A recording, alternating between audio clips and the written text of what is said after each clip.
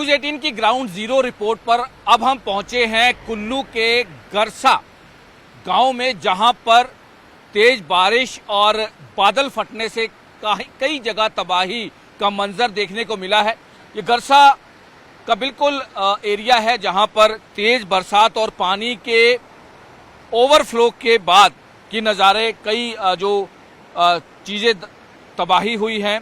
और तस्वीरें आप देख सकते हैं कि पुल भी पूरी तरह से टूट गया, क्योंकि पुल की हालत देखकर साफ तौर पर अंदाजा लगाया जा सकता है कि पीछे से जो काफ़ी जो बड़े बड़े जो पेड़ हैं वो यहाँ पर बह के आए और उन्हीं की वजह से ये पुल जो है वो टूटा।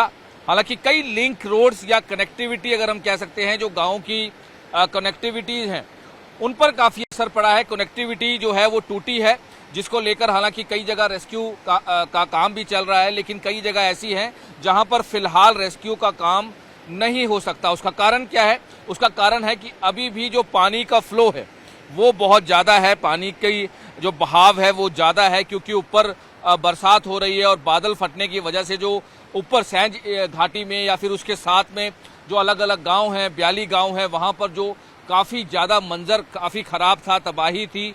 फिलहाल अभी पानी का फ्लो ज़्यादा है। तेज बरसात को लेकर मौसम विभाग ने भी अलर्ट जारी किया गया है, आने वाले 3 से 4 दिन अलर्ट जारी है। इसी वजह से लोगों को भी बहुत ज़्यादा एडवाइजरी जारी की गई है कि नदी नालों के पास बिल्कुल ना जाएं, जो छोटे छोटे पुल हैं उन पर ज़्यादा ना चलें, क्योंकि पानी का बहाव इतना ज़्यादा है कि इनकी जो कह सकते हैं कि जो इनकी कनेक्टिविटी है उसमें काफ़ी ज़्यादा जो है वो नुकसान हुआ है।